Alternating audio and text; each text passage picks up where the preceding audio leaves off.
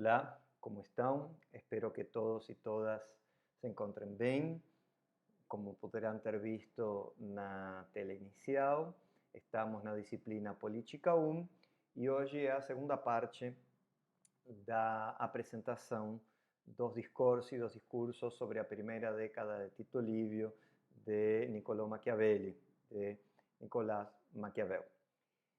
Gostaria de começar, então, com uma pergunta que tinha surgido no fim da fala anterior. Nos perguntávamos, então, qual poderia ser, em definitiva, qual é a identidade política de Maquiavel? De quem estamos falando quando falamos sobre Maquiavel?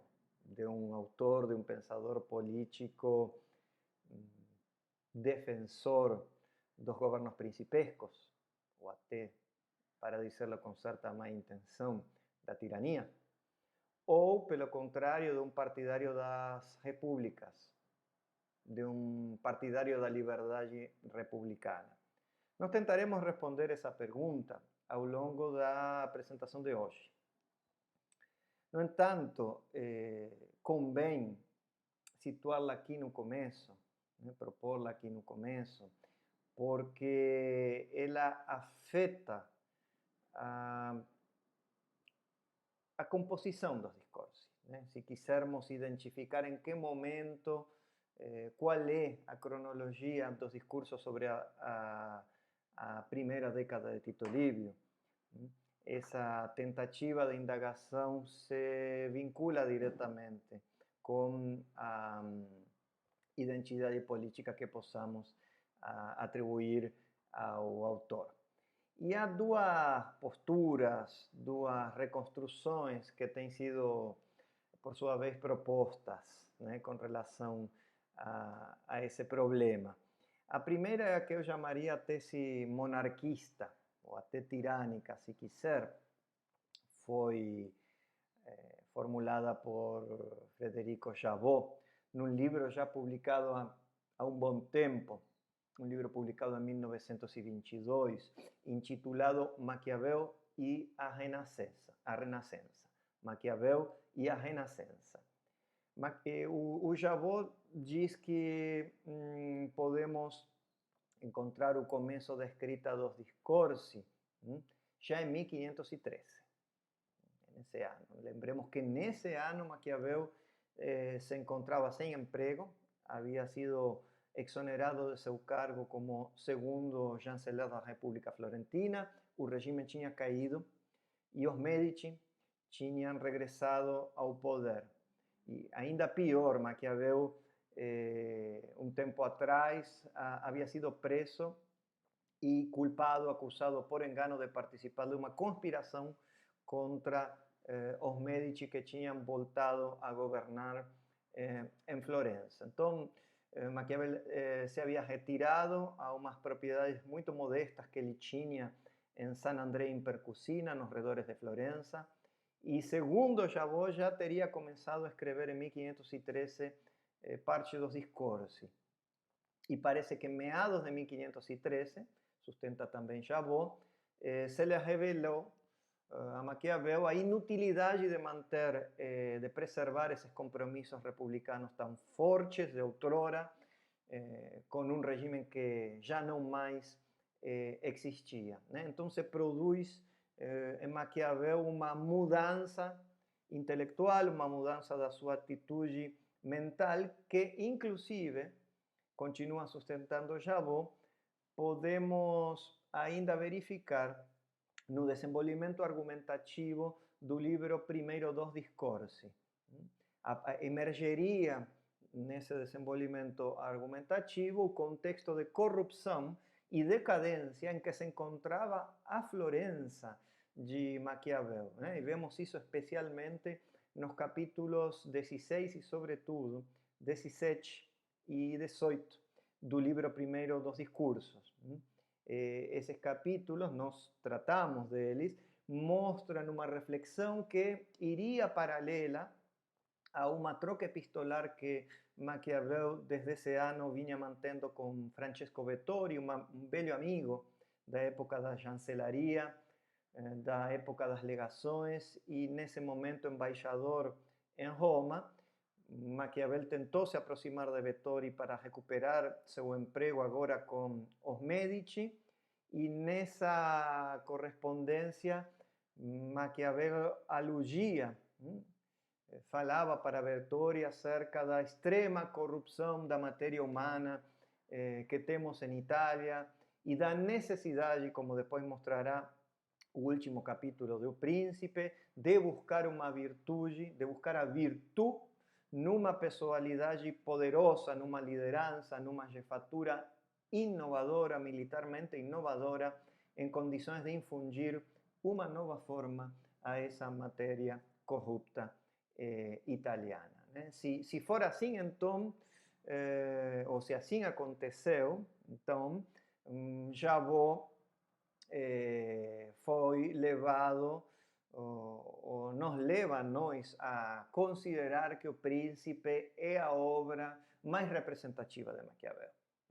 Ela representaria, no fundo, o momento mais amadurecido e acabado do autor, e os discursos não seriam mais do que, como o próprio Jabot escreveu, notas marginais, nas quais se realçava inicialmente o povo e o conflito com base na experiência política e republicana de Roma através da leitura de Tito Livio, mas esse povo, esse conflito teriam sido deslocados, substituídos pela vivência de poder, pela decisão soberana do agente político, do governante, do príncipe, né, que devia adquirir e conservar o poder logrado, manter o Estado. Essa interpretação, essa reconstrução de Jabot que estou aqui trazendo, resumindo a grandes traços para vocês, é tentadora, perdurou durante muito tempo, não obstante, tem alguns problemas, né? O principal é que enfatiza de maneira exagerada a figura individual do príncipe como agente ou ator político. E, por outro lado, um segundo problema que até agora não havia mencionado é que no segundo livro, desculpem, no segundo capítulo do Príncipe, se vocês vão à edição que possuem, que têm entre mãos, verão que ali há uma observação inserida pelo próprio autor que remete a uma obra já escrita sobre as repúblicas. E essa inserção não necessariamente foi uma observação escrita no momento da composição do Príncipe. Pode até ser uma interpolação posterior, como muitos acreditarão depois de Jabot.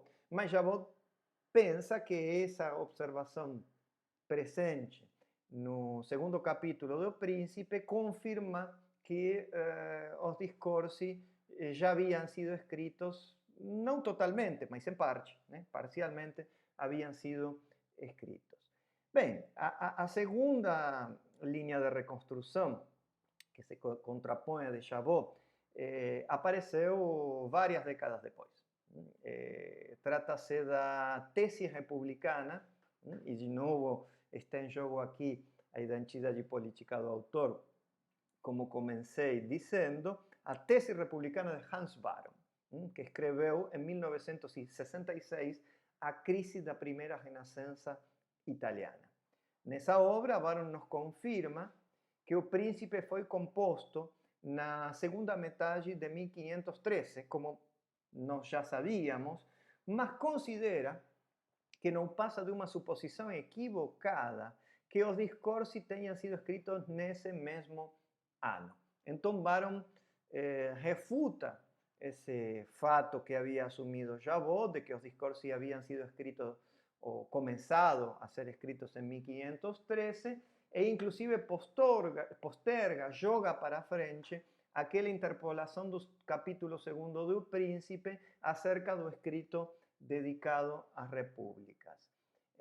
Então, num marcado contraste com o que havia dito Jabot, Varon afirma que os discursos são o reflexo de um amadurecimento intelectual de Maquiavel, são fruto de uma atitude intelectual a rigor mais ampla, mais aberta, própria de uma fase posterior desse grande pensador, que resultou, sustentavam, da dedicação que Maquiavel lhe deu durante um bom tempo, uma vez que ele já estava desempregado, como contávamos, da dedicação plena aos estudos clássicos da antiguidade e aos humanistas italianos. Quer dizer que Maquiavel se ligaria a um contexto específico de continuação do humanismo cívico, que já havia sido iniciado no século XIV por Petrarca y Salutati, había sido cultivado fervorosamente por uma personagem importante, um antecessor influente de Maquiavel no século XV, Leonardo Bruni, e nessa tradição o que era recuperado e que também estaria sendo realçado por Maquiavel é o ideal da vida activa, a vida activa como sinônimo de participação dos cidadãos nos assuntos comuns, na coisa pública, contra o ideal medieval da vida contemplativa. Essa seria a reconstrução proposta por Hans Baron, que tampouco está isenta de problemas. Deixaria essa interpretação a Maquiavel demasiado próximo da tradição do humanismo cívico, inclusive, acredito eu, negligenciando dimensões do pensamento maquiaveliano que exibiriam uma certa ruptura com essa tradição. Vamos ver se ao longo da fala de hoje temos tempo também de evidenciar essa atitude rupturista com respeito à tradição de parte de Maquiavel. Mas há um exemplo bem concreto que podemos citar aqui. Maquiavel critica de forma explícita, em sua última obra, nas Histórias Florentinas, na História de Florença, o próprio Leonardo Bruni e também a um outro insigne historiador florentino, Poggio Bracciolini, por ter avaliado de maneira incorreta o conflito civil tal como ele aconteceu na cidade de Florença. E, enfim, não vamos encontrar uma resposta definitiva, à cronologia dos discursos, ao momento, a saber em que momento foram escritos, compostos os discursos sobre a primeira década de Tito Livio. Mas vamos conservar, vamos ficar com o que nos conta Kenshin Skinner.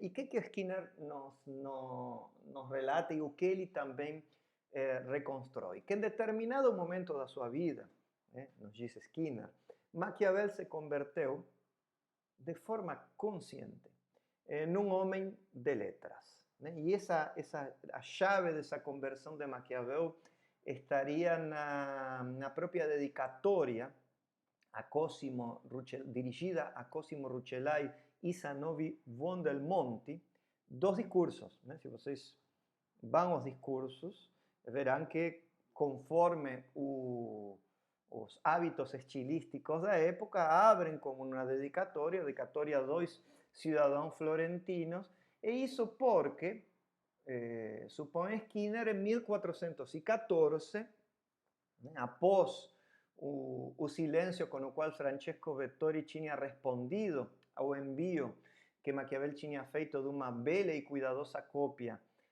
de O Príncipe, e talvez desencantado por esse silêncio, Maquiavel começa a frequentar um círculo de intelectuais, diríamos hoje, um círculo de literati, que se reuniam nos Orti Oricellari, uma bela propriedade de Cosimo Rucellai, fora da cidade.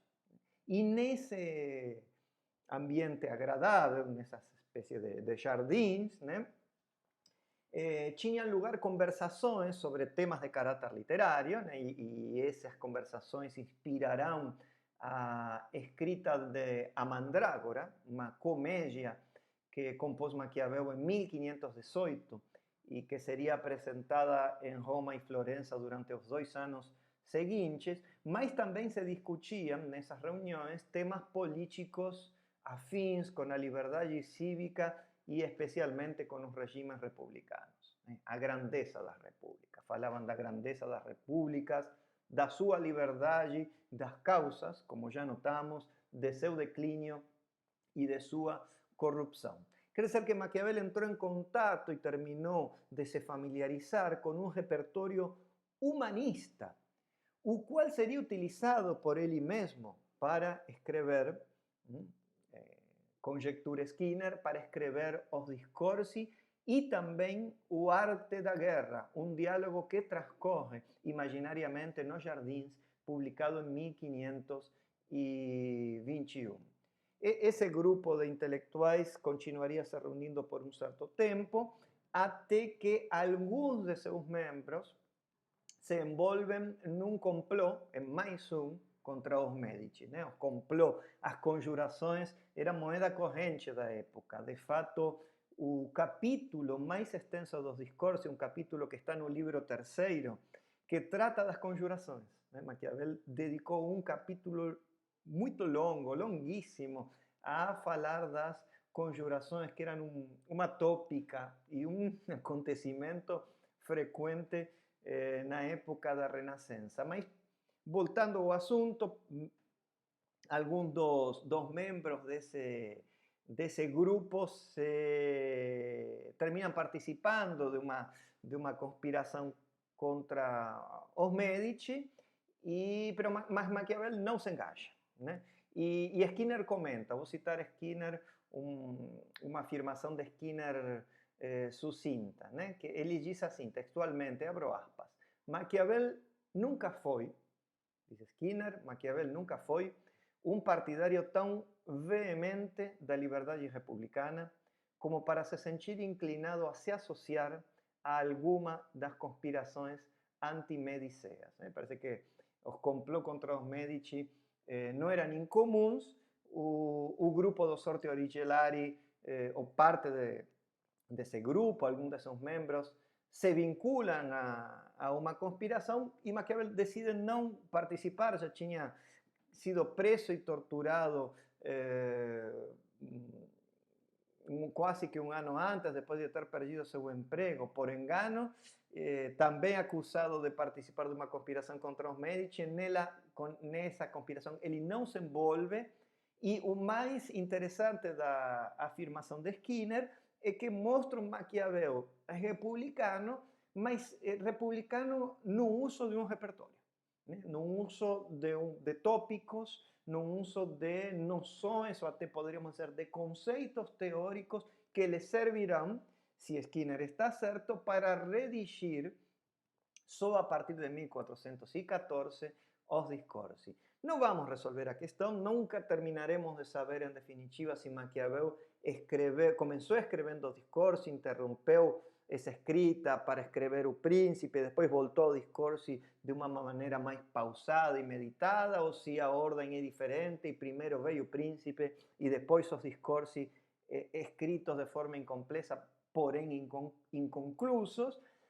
Mas, em qualquer caso, o que está em jogo é essa discussão em torno da cronologia e ainda mais da identidade política do autor, da identidade política de Maquiavel. Essa foi a introdução. Então, o que eu vou fazer agora, como fiz também na minha apresentação anterior, na primeira parte dos Discorsi, é mostrar uma tela em que estão enumerados os temas que discutiremos hoje, o corpo central da nossa discussão, e ato contínuo já continuo falando desses pontos até chegar a algumas conclusões, algumas considerações finais que tentarão, mediante as quais tentarei elucidar, com toda modéstia e sem grandes pretensões, a questão da República e do Principado, da relação entre a República e Principado, Principado e República em Maquiavel. Vamos lá.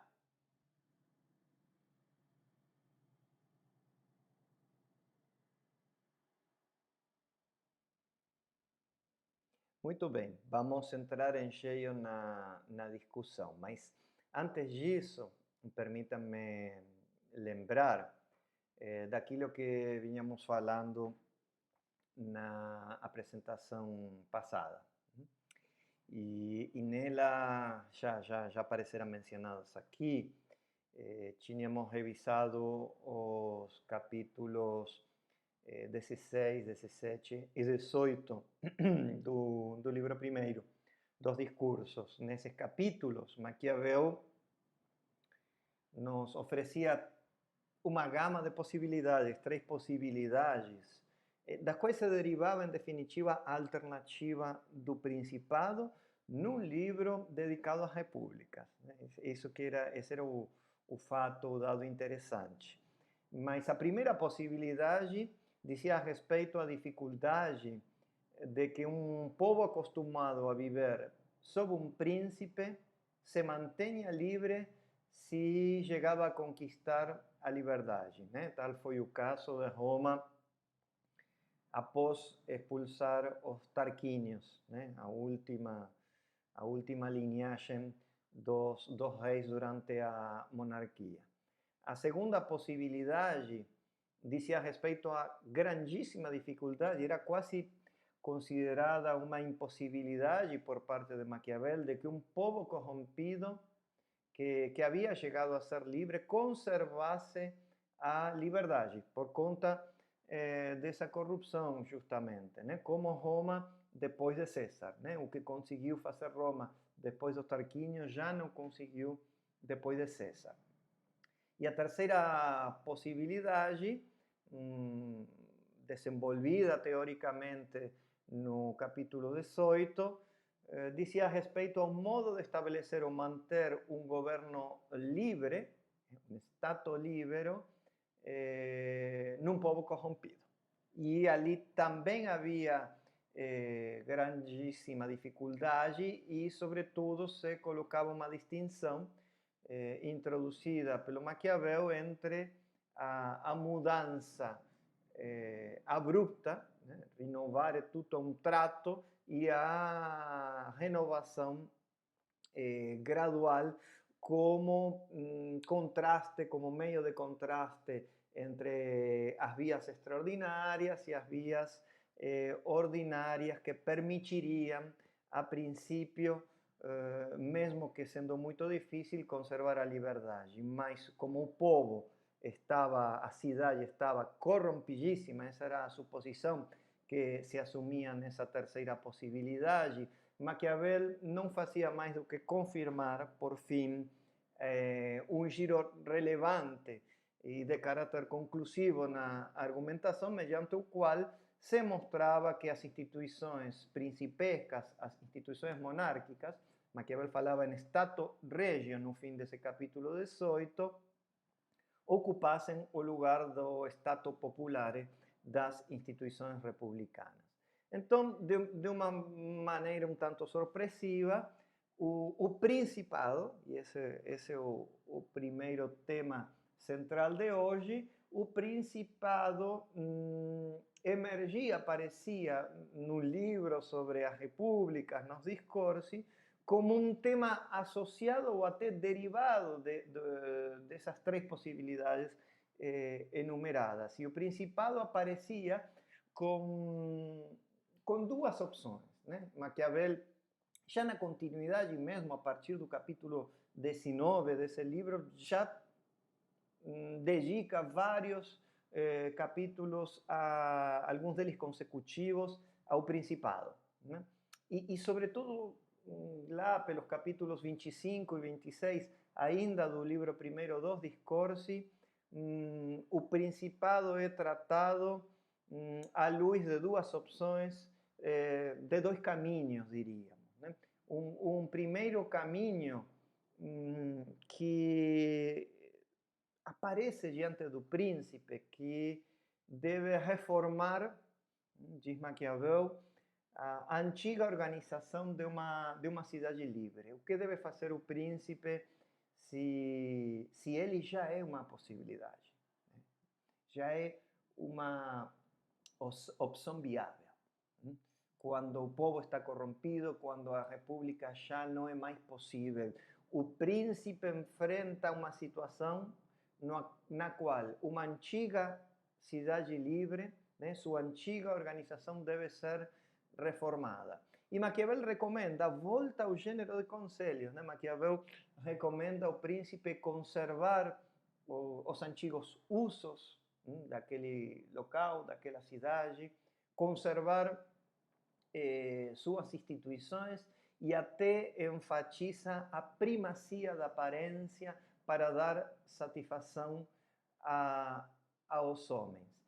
E então, em definitiva, essa pergunta equivale à pergunta por como ordenar um antigo vívere político, né? E inclusive vocês poderão encontrar, se vão ao original, essa palavra político como adjetivo, um vívere político. Se quisermos ordená-lo ou reordená-lo, né? Deveremos fazê-lo nesse caminho, conservando essa sombra da antiga organização, né? Os antigos usos e instituições. E poderemos isso fazer por via da república, né? De forma republicana? Poderemos, mas sobretudo se o fizermos de forma monárquica, via di regno, diz Maquiavel. E vejam como, imagino que estou respondendo também a uma pergunta que surgiu em nossas conversas abertas, né? Que é a forma, em definitiva, e o conteúdo que assume o Principado. Né? O conteúdo que assume essa forma política. O Principado pode ser também um Principado que se aproxima de certos usos republicanos, de certa organização antiga mais vinculada com um vívere político. Quase que está sendo esboçado, embora Maquiavel não o diga com todas as letras, alguma sorte de principado legal. Então, esse é um caminho, né? Conservar os antigos usos e instituições, seja via da república, seja via di regno, inclusive dado como conselho ao príncipe quando o principado emerge como um tópico importante no meio das discórdias. O segundo caminho possível que terá um príncipe ao se associar a essas possibilidades elencadas anteriormente é, em vez de criar essa espécie de principado legal, estabelecer ou criar um poder absoluto, uma potestade absoluta, que Maquiavel chama tirania. A potestade, o poder absoluto, a potestade absoluta é a tirania, é um principado tirânico.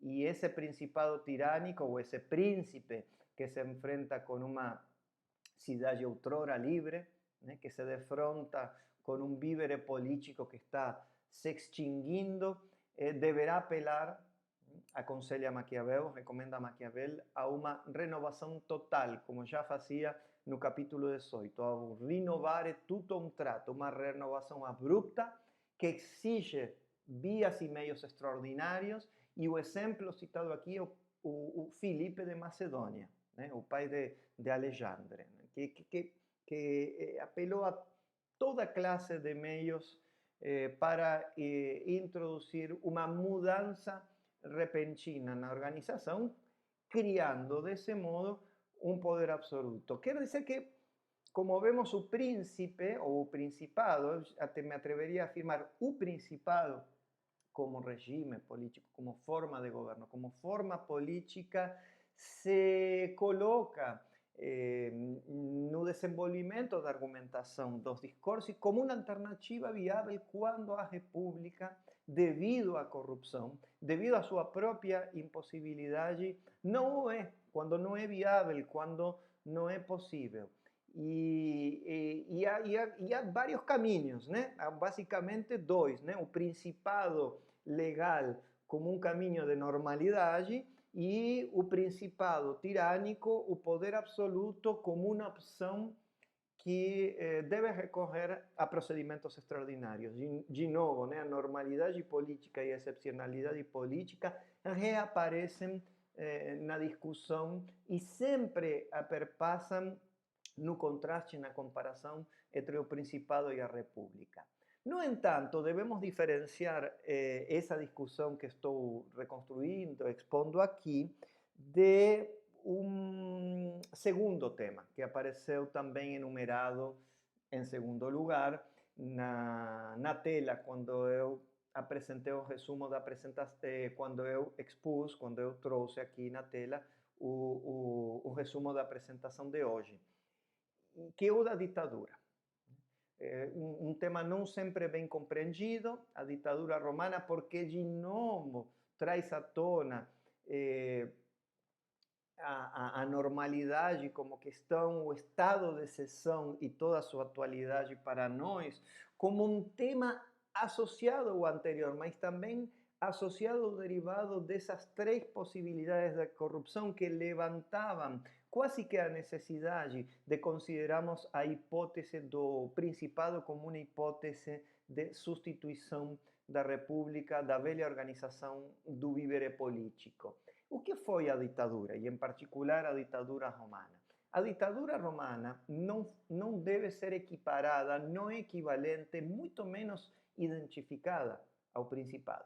A ditadura romana não é um regime político, não é uma forma de governo, não é um ordenamento constitucional, como diria Maquiavel. A ditadura romana foi mal vista pelos autores, observa Maquiavel, e foi mal vista porque costumamos associá-la com o antecedente negativo de César, mas a rigor a ditadura em Roma, que é quase o melhor exemplo, a instituição que melhor ilustra, o recurso que melhor ilustra o estado de exceção, o extraordinário contemplado no ordinário, a exceção contemplada, ou esforçadamente contemplada na normalidade, estava prevista no ordenamento legal da República, em Li Ordini Publici. A ditadura romana era uma instituição republicana e ela pertencia à vita civile, a normalidade republicana era quase uma instituição geralmente vinculada à guerra, porque a exceção em Roma é a guerra. Que outra situação que nos remete à exceção que não seja a guerra? Pensemos no que estamos experimentando, vivenciando hoje, a metáfora da guerra, quando se fala do combate ao coronavírus, do combate à pandemia. Pois é, a ditadura romana contemplava a exceção, vinculada, como já disse, à guerra, dentro da ordem republicana.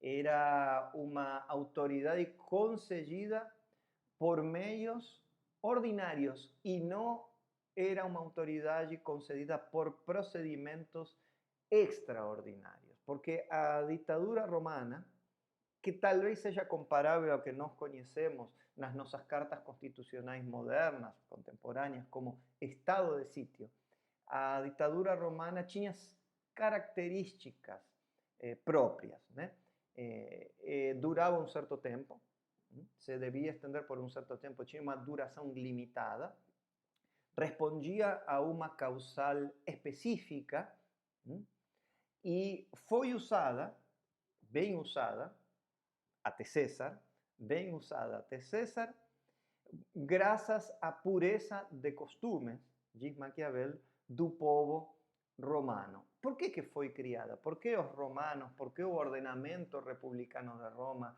por que a república tinha uma instituição como a ditadura enquanto recurso de organização, para atender a exceção, para atender a guerra, para atender uma situação de emergência à qual se devia responder. A razão de sua criação e de seu uso residia na lentidão dos procedimentos de governo das repúblicas. Para Maquiavel, as repúblicas procedem e discutem, resolvem publicamente, por concílio público, de forma lenta, demorada porque requerem a reunião das pessoas, né? O acordo de vários, racozzare insieme, requer que nos juntemos para arrumar as coisas,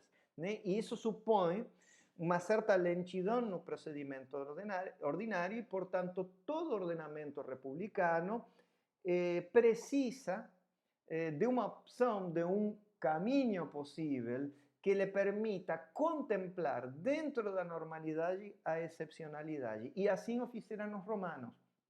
Assim o fez a cidade de Roma, que já no período da República, sua Constituição contemplava a possibilidade do extraordinário, da excepcionalidade política, com a instituição da ditadura. Uma ditadura limitada que, não obstante, teve experiências adversas. E Maquiavel vai tratar disso em torno dos capítulos 35 e, sobretudo, entre os capítulos 40 e 43 do livro primeiro dos Discorsi.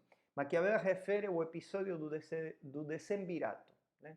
O Decemvirato foram 10 magistrados escolhidos quase que com plenos poderes, né? Com magistrados plenipotenciarios que, inspirados no exemplo de Solon, de Atenas, em torno do ano 450 a.C., redigiram a lei das 12 tábuas, compilaram, coleitaram as leis, as normas costumeiras existentes até esse momento em Roma, na história de Roma até esse momento. E o episódio do Decemvirato, sobretudo centrado no papel desempenhado por Apio Cláudio, deu lugar a uma tentativa de tirania produto de erros da plebe e do Senado, como consequência, até poderíamos dizer,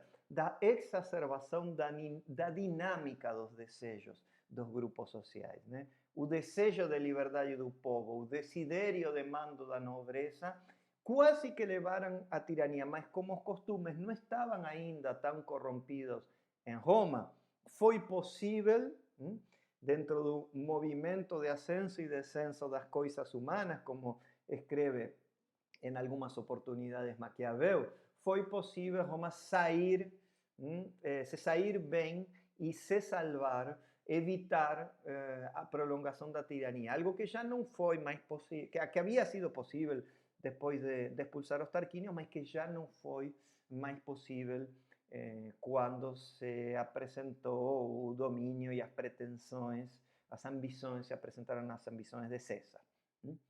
É decir, quando o poder militar, em definitiva, em Roma, começou a ter um papel decisivo, né? Crucial.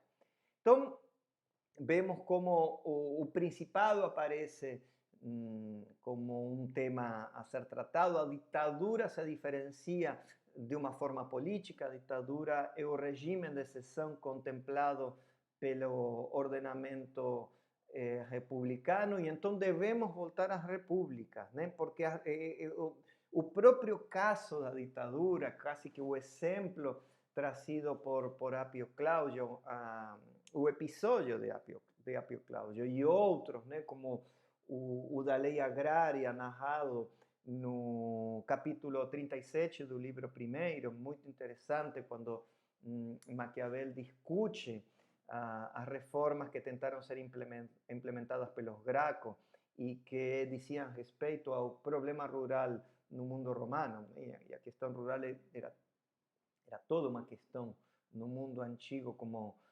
exemplifica nas experiências de Atenas e de Roma, entre outras. Mas esses temas, esse repertório de temas republicanos ou vinculados a uma república impossível, né? A impossibilidade da república, a corrupção da matéria e, portanto, de implantar a forma republicana, nos conduzem a uma pergunta e a um terceiro tema, né, que estava aí elencado na tela resumitiva, que é a das precondições de uma república. Isso se tornará também um motivo de reflexão do pensamento republicano posterior, da tradição atlântica, da tradição republicana continental, porque uma república, para existir, para ser estabelecida, edificada, para se manter, exige certas condições, ou certas precondições, como eu gosto de dizer. E esse também é um tema que se associa a aquelas três possibilidades de dificuldade, quase impossibilidade ou total impossibilidade da República e, portanto, necessária substituição pelo Principado, pelo príncipe que deveria encarar uma reforma gradual ou uma reforma abrupta, repentina da ordem anterior.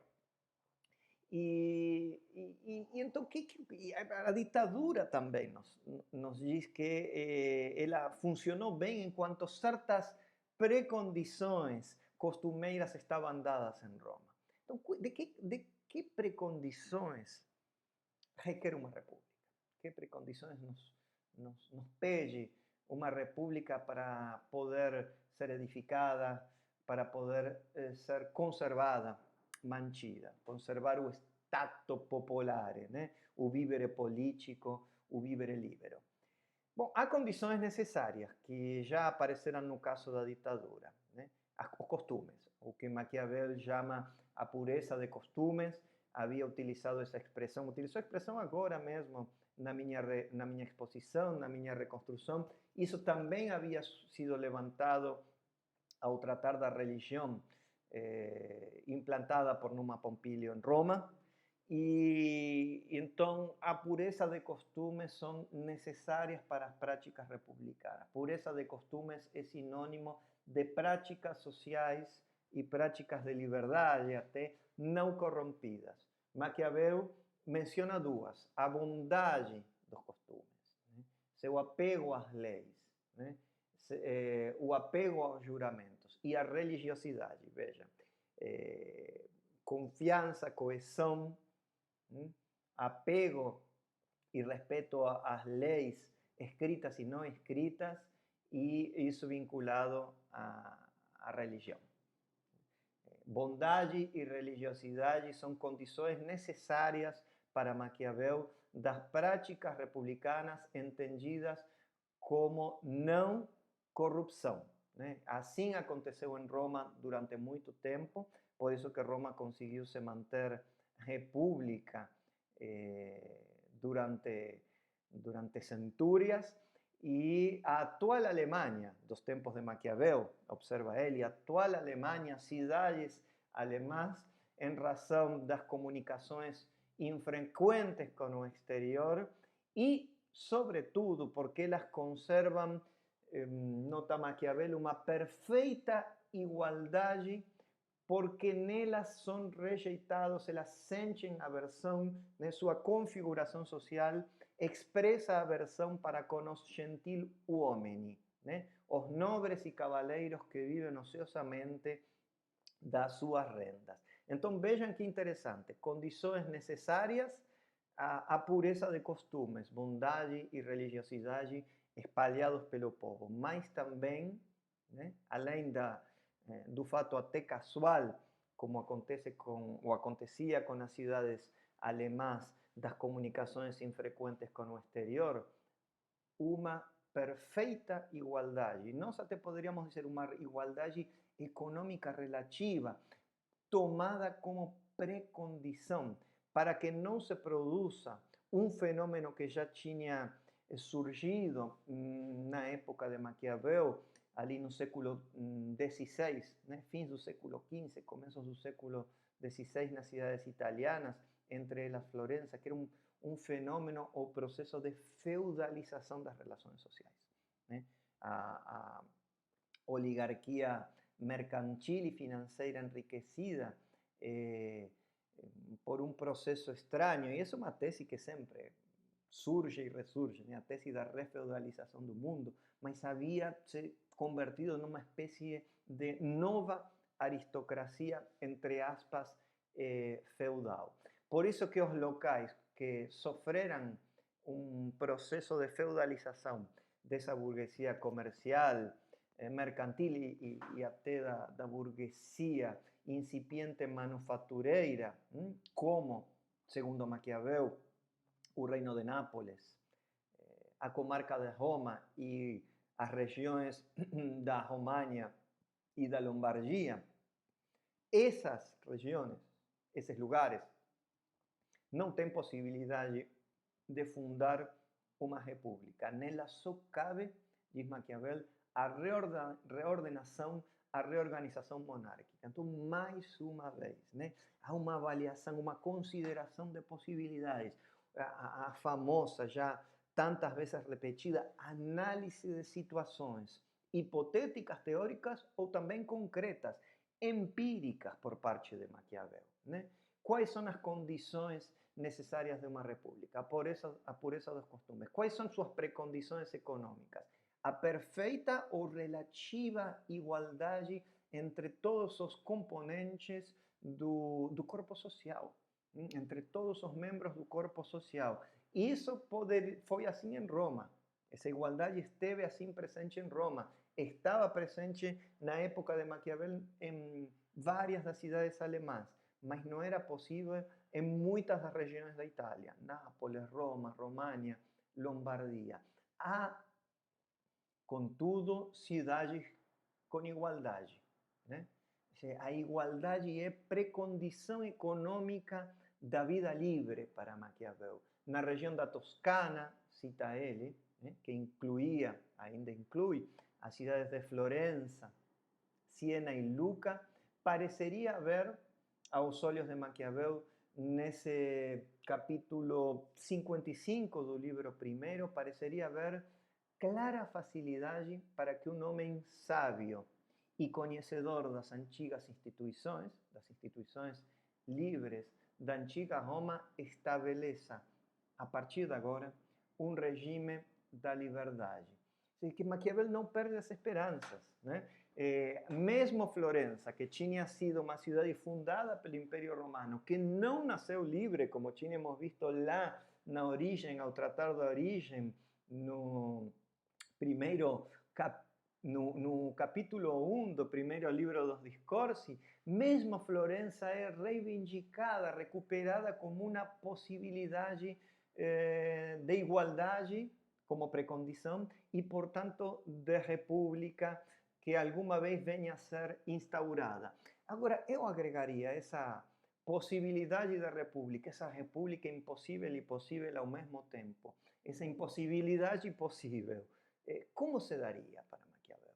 Né? Como se projeta a Roma republicana, a Roma da história antiga, a comunidade participativa da Roma antiga, que deu lugar à expressão da desunião, que deu cabimento ao povo, que deu espaço à voz do povo? Como se verificaria ela por hipótese ou por realidade efetiva na Florença do tempo de Maquiavel? Chegaríamos a ela, pensava Maquiavel, via o Principado. Chegaríamos a ela via o príncipe. Maquiavel não é tão claro, não responde completamente a essa pergunta, a essa interrogação. Estamos interpelando, como Maquiavel fazia com os autores da antiguidade, com os historiadores e moralistas romanos, né, que falava com eles e les fazia perguntas, les dirigia perguntas e eles le respondiam. Não estamos realizando um exercício análogo com Maquiavel.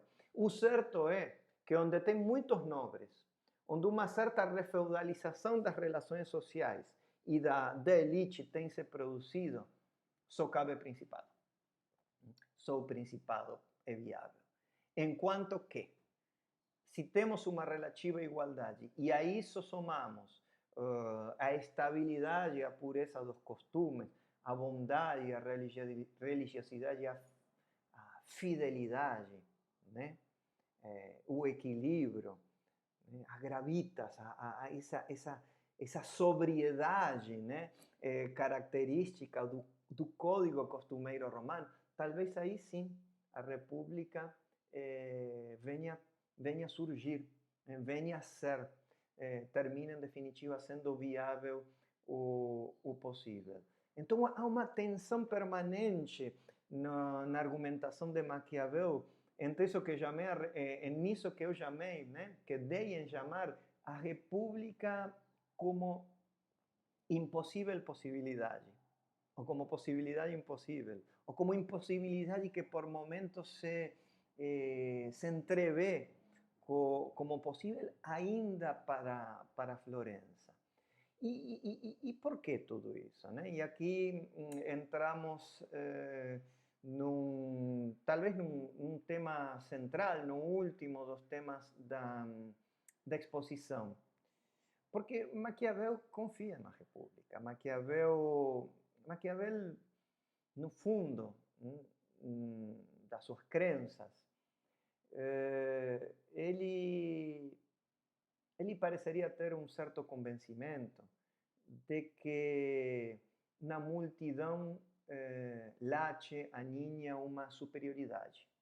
Esse é o tema que talvez eu me atreveria a afirmar que é conclusivo de toda a discussão precedente, começando por aquelas, né, partindo dessas três possibilidades de impossibilidade da República que nos levavam a levantar a alternativa do Principado, mesmo no livro sobre as repúblicas, e depois de todo esse discorrer argumentativo que temos visto hoje, a superioridade da República, ou até para dizerlo com Maquiavel, a superioridade da multitudine, a superioridade da multidão. Maquiavel, então, afirma, sobretudo em dois capítulos, né?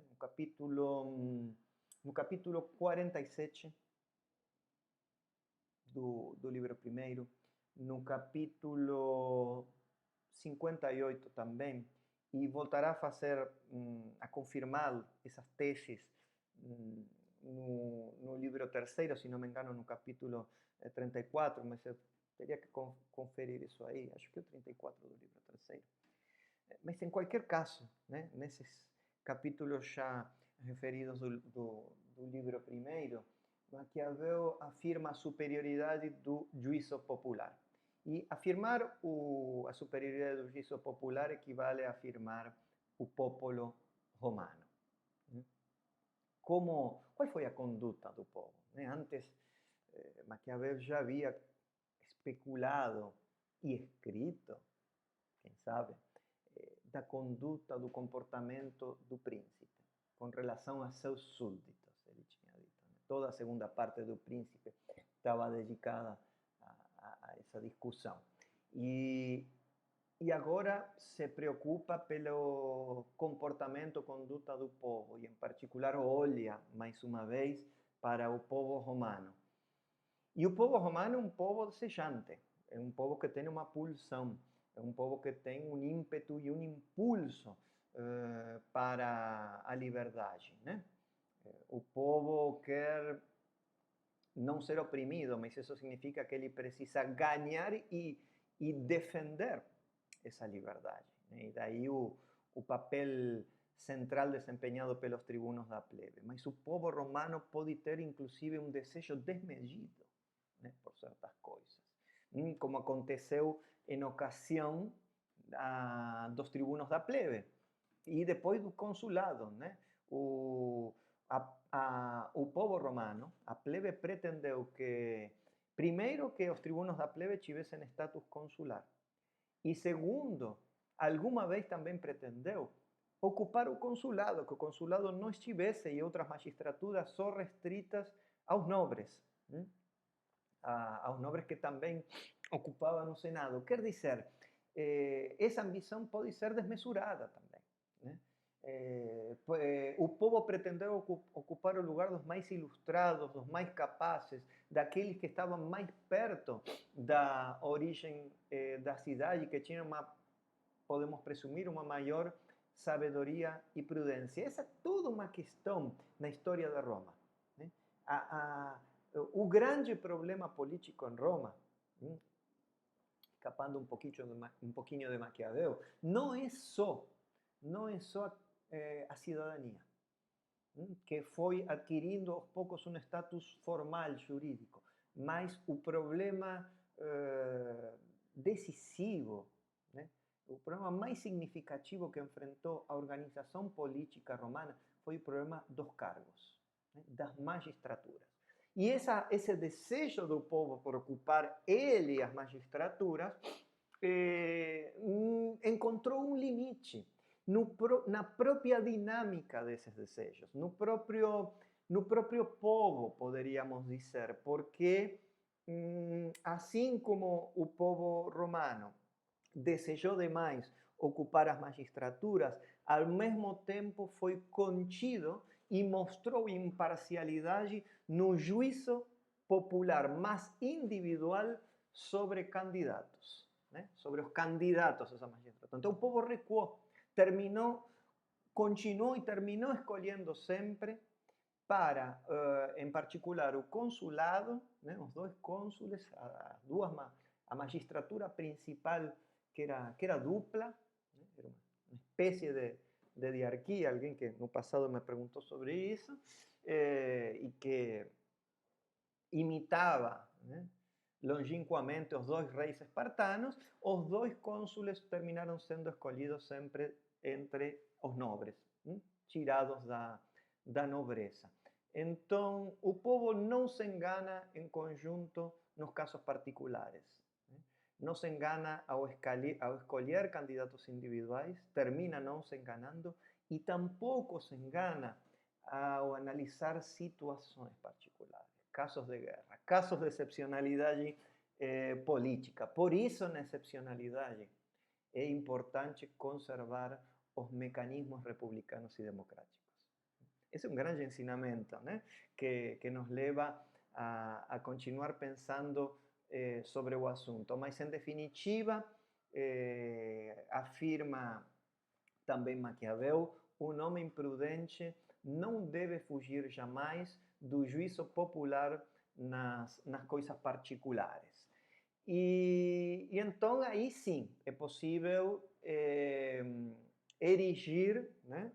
Elevar a superioridade da multidão, a multitudine, né? Não é só juízo popular, não é só povo, é multidão que se erige sobre o príncipe, se levanta sobre ele, porque se nos atentamos para a maneira em que se apresenta o juízo popular, as resoluções ou decisões tomadas por concílio público, por conselho público, por conselho reunido, quanto à prudência e à estabilidade, um povo demonstra ser, quase em todos os casos, por não dizer sempre, mais prudente, mais constante e, como já vimos, com melhor juízo que um príncipe.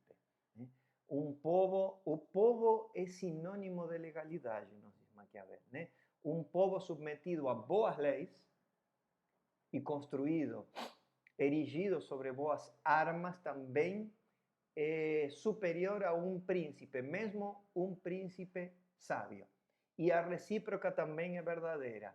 Um príncipe tirânico, né? Ou a formulação inversa também é verdadeira. Um príncipe tirânico é sempre inferior com respeito ou comparado a um povo que busca tiranizar. E não há pior tirania, vai dizer Maquiavel mais adiante, que a tirania que uma república exerce sobre os povos que conquista. Né? A república que domina, a república expansiva como foi Roma, é uma república que tiraniza, mas não oprime. Né? Afoga, mas não mata. Né? Respeita os costumes e muitas vezes os deuses de cada local. No entanto, submete, porque a extensão da cidadania romana, essa foi uma prática habitual já nos tempos da República de Roma e depois se prolongará no Principado, no Império stricto sensu, que a extensão da cidadania como status jurídico, como status formal, que sempre fazia Roma. Começou na época da República, com a extensão da cidadania para todos os povos itálicos. E depois se verificaria a mesma situação para todos os povos do Império. Así que a cidadania romana é uma cidadania que se consolida na diversidade cultural, tal como mostra a própria origem de Roma, que é uma fusão de tribos e de povos, né? Uma mistura, né? E que se contrapõe ou contrasta fortemente com o ideário de autoctonia e pureza étnica das comunidades gregas, sobretudo de Atenas. Então, o governo, a multidão, melhor dizendo, né, nos leva a um povo que governa, né? A multidão é o povo que governa no ordenamento, né? E Maquiavel utiliza uma frase eloquente demais, né, neste ponto, né? Dove i popoli sono principe, escreve, onde o povo trabalha como um príncipe, é um príncipe, opera como um príncipe, há rápido e progressivo incremento da cidade. Se produz um engrandecimento da cidade, como em Roma, depois da monarquia, ou até em Atenas, que agora começa a ser reivindicada por Maquiavel depois da tirania de Pisístrato. Então, o governo popular, o governo de popolo, né? Do povo para a multidão, da multidão para a própria multidão organizada, o governo popular, o governo de popolo, é, portanto, superior ao governo real, ao governo de príncipe, né? E poderíamos retomar aquela teorização que Maquiavel tinha nos trazido no capítulo 9 dos Discorsi, quando ele se referia aos momentos do político, os diferentes momentos do político. Aqui ele diz, né, já quase que finalizando, concluindo o livro primeiro dos Discorsi, os reis, os monarcas, os príncipes, exhibem maior capacidade para dar leis, para formar códigos políticos e civis.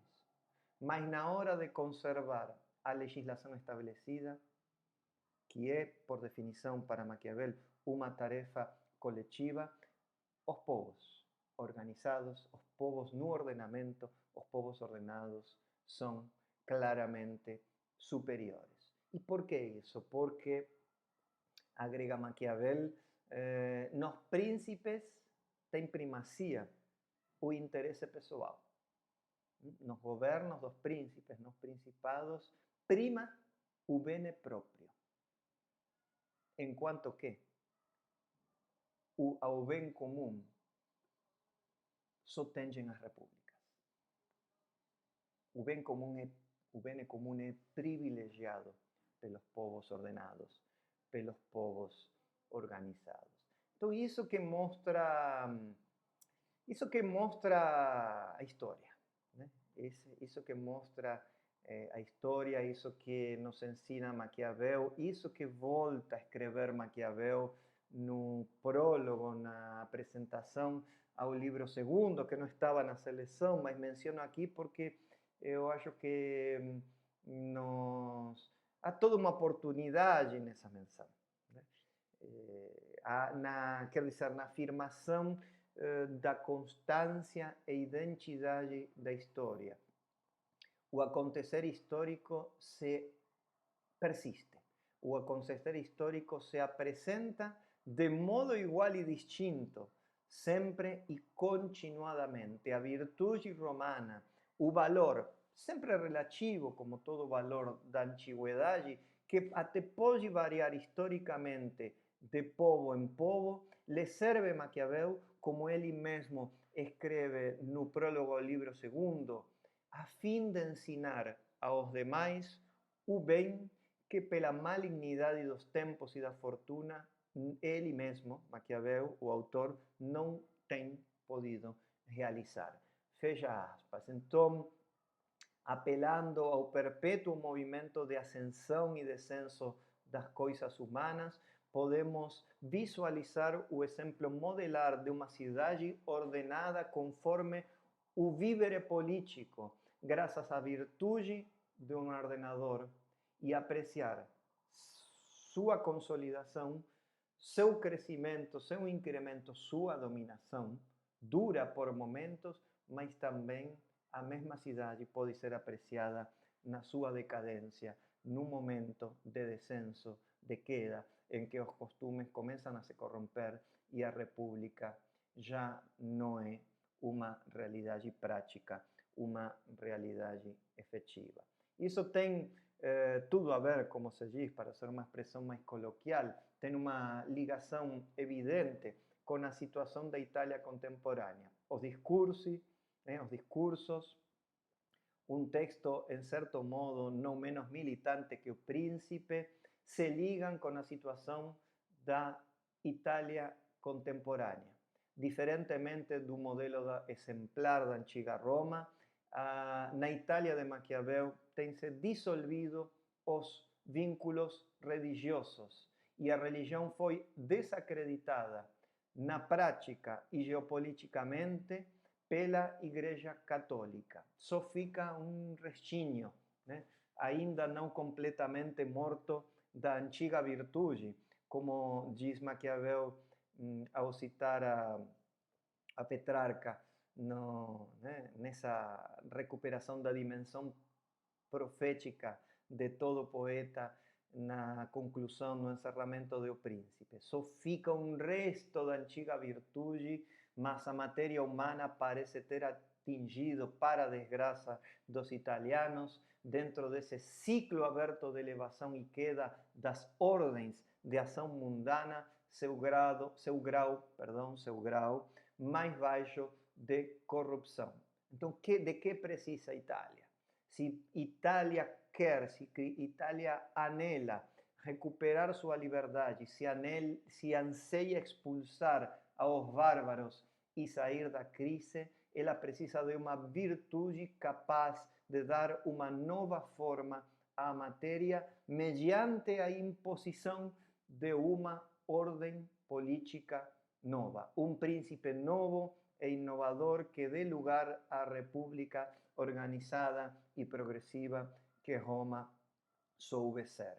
E para isso deverá se adaptar à fortuna, adaptar à mudança, adaptar à contingência e à temporalidade, às temporalidades políticas. Quase que poderíamos manifestá-lo em plural, né? A fortuna vai continuar influenciando na ordem dos acontecimentos mundanos, né? E seja república, seja principado, ora república, devemos nós, né, seres humanos que habitamos este mundo, às vezes tão inhumano e não menos humano, devemos retornar ao princípio, devemos saber enxergar, devemos saber decodificar com prudência e sabedoria políticas a mudança, inovando e nos adaptando à contingência e à fortuna. Então, esse seria um pouco o quadro geral, né, da reflexão política, do pensamento político de Maquiavel. O que eu vou fazer a continuação é uma pausa para tomar um pouco de água e no encerramento de hoje vou tentar oferecer-lhes algumas conclusões, num tom mais pessoal. Gostaria de trazer aqui e contar-lhes também um pouco a maneira, né, acerca da maneira em que eu leio Maquiavel, né? E vamos ver se conseguimos aproximar e ao mesmo tempo reafirmar a tensão entre república e principado, principado e república no seu pensamento. Vamos lá, então, uma pausa e já estamos voltando com as conclusões. Pois bem, vamos tentar encerrar, dar uma conclusão a nossa longa discussão sobre Maquiavel, o príncipe e os discursos. E dos discursos e o príncipe se trata, né? Como podemos conectá-los, como podemos entender melhor essa tensão que existe entre as duas obras, entre os dois textos, e em alguma medida como poderíamos conciliar, reaproximar compreender essa duplicidade, essa ambivalência de início no que devemos chamar a identidade política de Maquiavel. Então, eu gostaria de dedicar esse trecho final a essa resolução para, no final, também tentar clarificar que visão da política nos proporciona o autor Maquiavel como pensador político. Então, vayamos aos discursos e ao príncipe. O que encontramos aqui, nesse diálogo que é possível estabelecer entre os dois textos? O primeiro que se observa, não me canso de repetir, é algo que Maquiavel opera e que nem sempre é percebido como tal. Por exemplo, na interpretação de Hans Baron isso não ficava tão evidente, e na interpretação de Jabot isso era relegado por outra ordem de considerações. Então, o primeiro que observo é que Maquiavel opera, sim, uma ruptura radical com a tradição. E ainda mais, vou ser até um pouco arriscado no que eu vou dizer, com a tradição clássica. Com a tradição clássica que ele tanto admira, né? Ele elogia a República Romana, faz isso nos discursos, e não está ausente essa admiração no príncipe, né? Não está ausente nunca, em definitiva, essa admiração pelos regimes da liberdade. No entanto, subjaz em Maquiavel uma crítica aos clássicos. Uma crítica aos clássicos na sua própria compreensão do que eles tinham, da sua virtude, de seus bons regimes políticos. Porque Maquiavel nos leva, nos induz, mediante sua inteligência, sua argumentação bem elaborada, seus dispositivos retóricos tão bem empregados, né? Maquiavel nos leva a um novo tipo de julgamento político sobre o ator, sobre o agente. Os atores devem ser julgados para Maquiavel de acordo com sua capacidade de se defrontar com a fortuna. Todo ator político deve saber entender os assuntos humanos. E ali radica o segredo do reconhecimento, o encontro da ocasião, da oportunidade. Que outra coisa pode ser a virtude política para o próprio Maquiavel, senão essa capacidade para reconhecer a ocasião e agir no meio a essa ocasião. E os antigos, né? Os antigos homens e mulheres que habitaram as comunidades de Roma, ou de Atenas, de Esparta e outras, porque havia muitas mais do que essas, mas em especial os romanos, e em alguma medida menor na visão de Maquiavel os gregos, os antigos eram superiores, né? Eram superiores aos modernos, mas eram superiores em quê? Eram superiores em virtude política. Em virtude política. Eram mais virtuosos politicamente, dado que eles estavam mais inclinados a se involucrar nos assuntos humanos, a se involucrar na ordem mundana como cidadãos.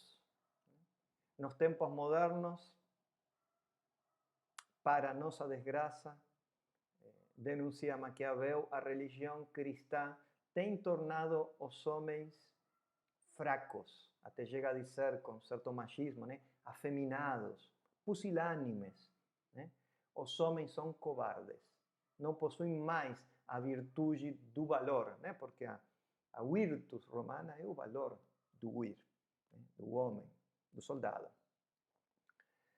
E E é por isso, né? Porque os antigos eram tão virtuosos na prática que talvez podemos conjecturar, podemos aventurar, não compreenderam as verdadeiras razões da sua virtude. O discurso antigo recorre ao mito, né? É, em certo modo, mistificador, né? Porque diz que a cidade e as virtudes dos antigos respondiam a uma perspectiva moral assumida por seus protagonistas. Mas, na verdade, nos ensina Maquiavel, a grandeza das comunidades antigas, sobretudo de Roma, se devia a uma virtude política que não requeria de nenhuma ligação com a ética ou a moral, com uma virtude política desprovida de implicações morais. E ao dizer isso, Maquiavel está não só desmitificando, deconstruindo o discurso antigo, ele está também rompendo, exercitando uma ruptura recorrente com a tradição humanista italiana e florentina, à qual ele mesmo pertenceu. Então, há um preceito básico que se deriva dessa operação teórica, reinterpretativa, deconstrutiva de Maquiavel. O preceito é que devemos compreender, devemos poder compreender os assuntos humanos como eles são, na sua verdade ou realidade efetiva, né?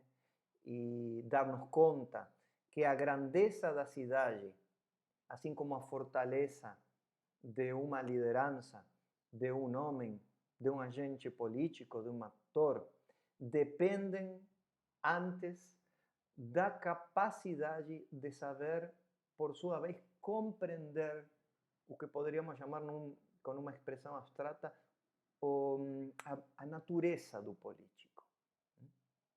Ou seja, de saber atuar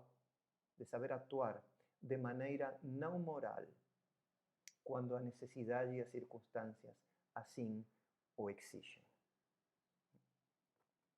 E então esse preceito, esse ensinamento de Maquiavel, nos permite, ao mesmo tempo, ensaiar uma reaproximação entre o príncipe e a república. O que eu queria propor aqui? Queria dizer, por um lado, que no meu modo, na minha abordagem de leitura de Maquiavel, o príncipe é matriz da república. Isso que queria afirmar. O príncipe é a matriz da república. Porque o que lhe fornece o principado ou o príncipe, a figura do príncipe, ao ordenamento republicano? Lhe entrega o exemplo da liderança e da inovação militar. O príncipe é aquele que tem a capacidade, a figura do príncipe, e a ordem que ele instaura, que é a do principado, o regime do principado, apresenta a capacidade de preservar, de conservar o Estado. O príncipe é aquele que pode, que sabe entender os dispositivos da liberdade e da obediência, que sabe ler na dinâmica social dos humores. Por sua vez, a república, né, que é, por definição, uma cidade livre que se dá leis, que se autogoverna, e na qual os diferentes setores participam do poder, participam do governo, enfrenta o desafio de ser livre, de ganhar a liberdade, como dizíamos antes, mas de permanecer livre, né? Quer dizer, o bem da cidade já não é mais como era nos antigos, como era para os antigos, um fim moral, né? A cidade, assim como o príncipe, deve saber se conservar. E deve se conservar como tal, deve saber-se conservar livre e legal. E a cidade mais estável é aquela que, do mesmo modo que o príncipe, logra conter em seu ordenamento constitucional a desunião. Logra, vamos dizer-lo de outra maneira, logra dar cabida em seu interior à expressão da desunião, os grandes e o povo, a plebe e o senado. É o equilíbrio entre essas duas partes, entre esses dois humores, que tornam possível a liberdade.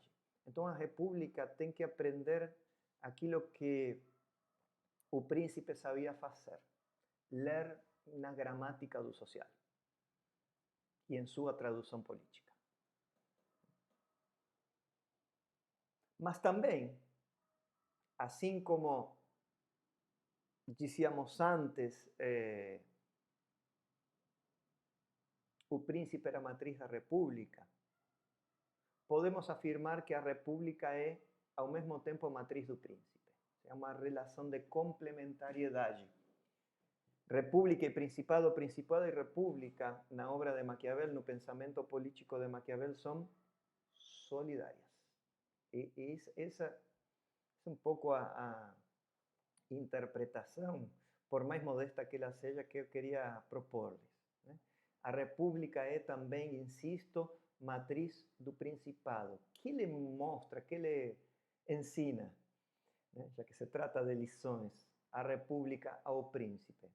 Lhe ensina as chaves do ordenamento, as chaves da organização, pois a república é, sempre, o regime mais equilibrado, mais durável, porque mistura princípios de governo. É regime misto, a república. Monarquia, aristocracia e governo popular aparecem conjugados na república.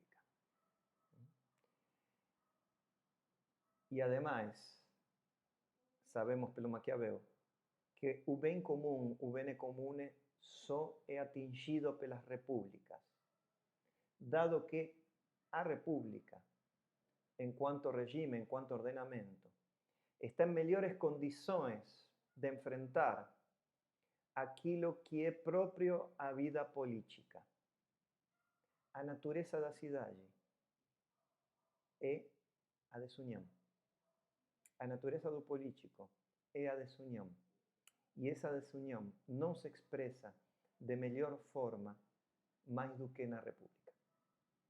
A república é o âmbito propício para a desunião, para o conflito e, portanto, para a política, para que a dinâmica social tenha lugar. Dizer cidade e dizer política é quase dizer a mesma coisa. E é como dizer república. Então o príncipe deve, mesmo que pertencendo a um momento político fundacional de edificação, o príncipe deve, primeiro militarmente e depois na fase da organização inicial, inspirar-se no modelo da república. E ainda mais, como nos mostra a argumentação sinuosa dos discursos. Há momentos em que a república não é viável, não é possível, segundo dizíamos. E nesses momentos, nesses casos, o príncipe virtuoso deverá deixar-se guiar pelo aquilo que lhe ensinou a república, pelo aquele horizonte, se não lhe ensinou porque a república não está no passado, pelo horizonte que ele entrevê, que ele enxerga na república que ainda não é ou que não pode ser. Pois nesse horizonte republicano, nesse horizonte de vivere libero, de vivere político, de vida na prática da liberdade, estão as chaves, assim as chamamos, para compreender a coisa pública, os assuntos humanos. O bom príncipe, em suma, é aquele que, com sua virtude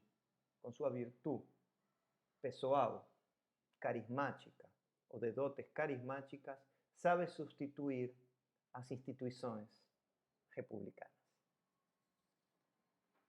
Bom, então, houve aqui uma tentativa de aproximação, como eu dizia, de conciliação, de conjugação, de estabelecer a solidariedade entre Principado e República, né? Maquiavel não é nem republicano, nem um partidário ou defensor da tirania, dos principados. Maquiavel é isso que está aí, é completo, né? É essa possibilidade de conciliação, de identificação dos momentos, das fases do político, da possibilidade de uma reflexão acerca de os dois ordenamentos de toda a dominação, república e principado, principado e ou república. Mas, para terminar, como entende Maquiavel a política? Qual é a visão do político, da política de Maquiavel? O que podemos dizer acerca da política em Maquiavel? Eu leio a Maquiavel como aquele pensador, aquele autor cuja reflexão inicia uma guinada, né? Um momento da mutação intelectual, né? Um momento chave na história do pensamento, nas diferentes fases da história do pensamento, né? E ele forja uma guinada na visão tradicional da política, né? Na visão dos antigos e dos humanistas, perdão, caiu aqui, dos humanistas que seguían los antiguos, los autores antiguos, los historiadores, los retóricos antiguos. Así que Maquiavel se abre, no quiero decir se inaugura, tal vez a palavra seja um pouco forte, mas se abre a possibilidade de inaugurar uma visão moderna da política.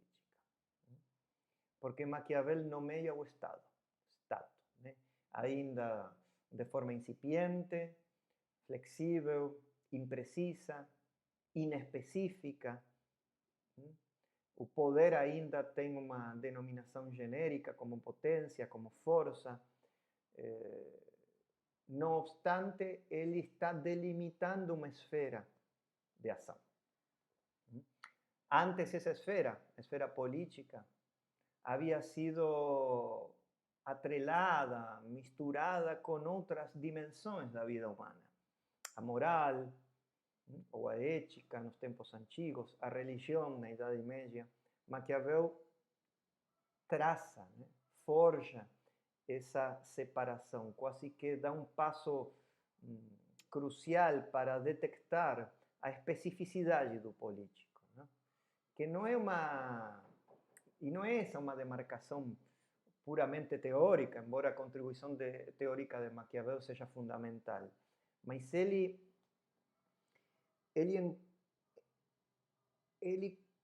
nos permite aprender a subjetividade política moderna, que depois irá se aprofundar em autores posteriores, não sei, estou pensando, vem à mente agora Montesquieu, né? E outros tantos, né? Mas ele permite operar também uma outra operação teórico-conceitual, a demarcação dos acontecimentos humanos. A modernidade política está definida pela ação humana, pelas ordens mundanas de ação, como eu já me expressei antes, né? Isso que significa separar política e moral, né? Quando às vezes se cita equivocadamente, de maneira inexata, Maquiavel diz, não, Maquiavel separa política e moral, política e ética, o fim para Maquiavel justifica os meios, sem que se saiba o que se está dizendo. Ou quando dizemos essas coisas, quando pronunciamos esses lugares comuns, quando carimbamos um autor com alguma etiqueta ou outra, em definitivo, o que estamos querendo dizer? Quando dizemos ou quando falamos em separação de política e moral, o que isso significa? Qual é a relevância, a significação disso, dessa proposição? E, e talvez seja isso que estou tentando sugerir, né? Maquiavel nos induz a compreender o fenômeno político a partir de sua própria lógica, como as coisas do mundo, como as coisas humanas, né? Maquiavel tem interesse. Maquiavel queria falar das ações dos homens, né? Do que era por homens, digamos, seres humanos, embora ele só falasse de homens. Infelizmente, e a fortuna fosse mulher, né? E estivesse ali para ser conquistada ou dominada. E mesmo a fortuna como deusa termine sempre, como contingência, termine sempre ganhando a partida, termina sempre ganhando o jogo, né? Mas Maquiavel queria falar, dizia, das ações dos homens, do que antes era visto como mero mito, como uma lenda, né? E não como fatos, não como realizações. Então, Maquiavel opera uma reconstrução em termos mundanos da argumentação antiga. Vejam que interessante. Maquiavel olha para a antiguidade, quer projetá-la, pretende projetá-la para o futuro, até para a sua Itália, mas para isso precisa tirar, extrair do discurso antigo e reinterpretá-lo, reformulá-lo, né? Isso que são, ou nesse contexto que devemos instalar a fortuna e a virtude com conceitos, né? Com noções teóricas e conceituais de Maquiavel. A fortuna é isso que é próprio dos assuntos humanos. A fortuna designa a ordem dos acontecimentos, do imprevisível, é a contingência.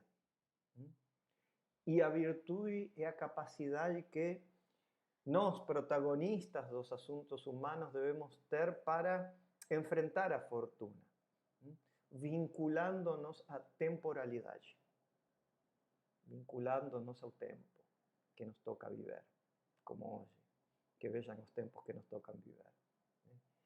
E nesse enfrentamento, que é um enfrentamento humano, é a essência da vida humana, é a essência da ação humana, a liberdade política emerge como critério, ela aparece como um critério da república, como um critério de legitimação, né? Claro, podemos aspirar a uma liberdade externa em toda a cidade, né? Que uma cidade seja livre significa que ela não é dominada por outra potência, por outra cidade, por outro príncipe, por outro soberano. Mas, mais importante ainda, temos a liberdade da cidade, interna à cidade, que alguns autores chamam de positiva, né? A liberdade entendida como autogoverno, a liberdade como equivalente a governar-nos, né? Governar-nos a nós mesmos por meio de leis. Numa república e num principado que se pretenda simulacro da ordem republicana que não pode ser, que se perdeu ou que ainda não é possível. E em compensação temos também a igualdade, da qual eu falei, né? A igualdade não é pouca coisa. A igualdade é uma coisa que temos que oferecer ao mundo, ainda mais neste momento. E Maquiavel também nos fala da igualdade. Da igualdade econômica como precondição da república, me referia a esse ponto, mas também da uma igualdade política que deve ser permanentemente assegurada, porque as ambições dos nobres, dos grandes, tentam invadi-la, né? E tirá-la do povo. E o povo, para não ser oprimido, deve defender a liberdade, mas também a participação, o que equivale a dizer a igualdade política. Pode ser que não haja igualdade socioeconômica plena, mas em política deve ser mantida sempre a igualdade. Não podemos abrir mão da igualdade política e até devemos aspirar à igualdade econômica, eu acredito, mas essa é uma convicção pessoal. Mas a igualdade política não é só forma. A política é estabelecimento da igualdade. Isso também nos ensina Maquiavel. Né? Porque em política não há unidade plena. Sempre há uma falta, sempre há um resto, sempre há uma desunião, sempre há desacordo. Estão os grandes e está o povo. Está a plebe e está o Senado. Está o desejo de dominar e o desejo de não ser dominado. Por conseguinte, em política, vou utilizar um termo mais atual, vou atualizar um pouco o Maquiavel. Em política há pluralidade. Em política há, hoje diríamos também, interesses em confronto. Há classes em conflito. Então, pensar politicamente é isso. Pensar politicamente em e para Maquiavel ou se traduz como pensar a cidade, pensar o principado, pensar a república, pensar as formas de dominação. Pensar politicamente é pensar a liberdade, é pensar a igualdade política. E é pensar mobilizando o pressuposto da maldade humana.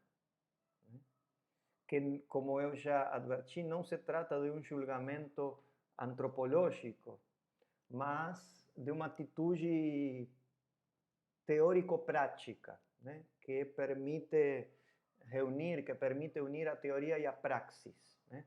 Se não pensamos e agimos como se os homens fossem maus, não haveria política. Some o problema político. Né?